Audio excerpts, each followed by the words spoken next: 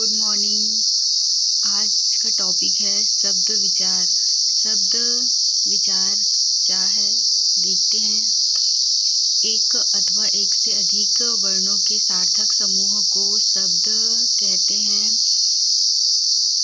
शब्द विचार के अंतर्गत हम शब्दों के विभिन्न प्रकारों अथवा भेदों व उनके निर्माण का अध्ययन करते हैं। क्या करते हैं? प्रकारों अथवा भेदों व उनके निर्माण का अध्ययन करते हैं। शब्द के भेद निम्न प्रकार से हैं। पहला है ऋण, जो शब्द किसी दूसरे शब्द के योग से नहीं बनते और विशेष अर्थ को प्रकट करते हैं, ऋण शब्द कहलाते हैं। जैसे घर, आँख, हाथी, मोर आदि, ये सब ऋण शब्द कहलाते हैं।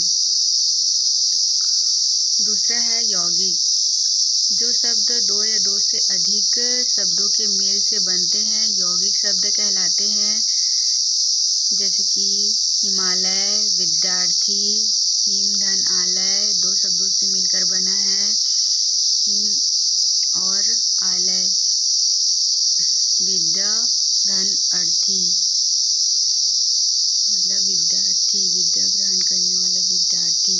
तीसरा है योग ऋण, जो शब्द यौगिक होते हुए भी किसी विशेष अर्थ को स्पष्ट करते हैं, मतलब इससे ऊपर यौगिक होते हैं और वो विशेष अर्थ को प्रकट करते हैं या स्पष्ट करते हैं, वे योग ऋण कहलाते हैं। जैसे दशानन, जिसका है 10 मुख अर्थात रावण, लंबोदर, लंबा है जिसका उदर यानी कि पेट अर्थात गणेश जी। चलिए आगे देखते हैं हम। संज्ञा, संज्ञा क्या है? बचपन से हम बचपन तो नहीं कह सकते, बचपन मीन्स 10th 9th। संज्ञा क्या है, ये सब पढ़ते आ रहे हैं तो देखते हैं संज्ञा कि ये क्या है। संज्ञा किसी वस्तु, व्यक्ति, स्थान, भाव अथवा प्राणी के नाम को संज्ञा कहते हैं। संज्ञा के 5 भेद है। पहला है व्यक्तिवाचक संज्ञा, जैसे श्याम, अमेरिका, हिमालय, गंगा, सोमवार आदि व्यक्तिवाचक संज्ञा में आते हैं।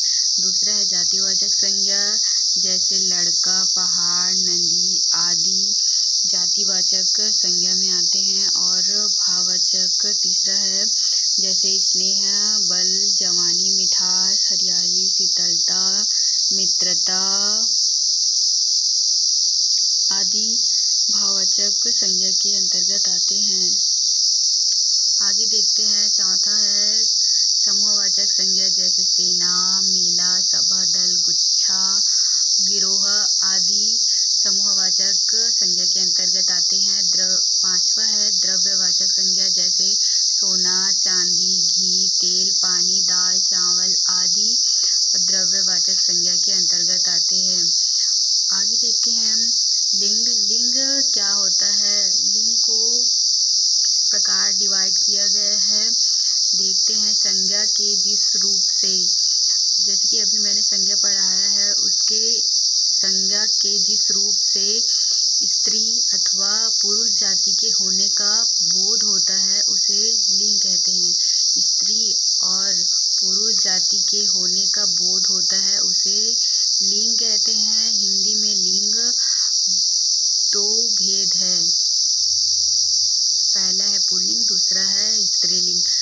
पहला देखते हैं पुल्लिंग, जिस संज्ञा से उनके पुरुष जाति के होने का बोध होता है, उसे पुल्लिंग कहते हैं। जैसे कि राजा, कुत्ता, घोड़ा, बालक, नायक आदि।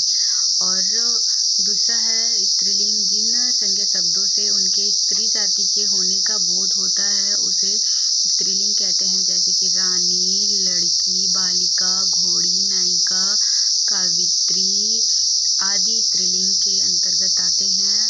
आगे देखते हैं हम संज्ञा के बाद लिंग, उसके बाद सर्वनाम।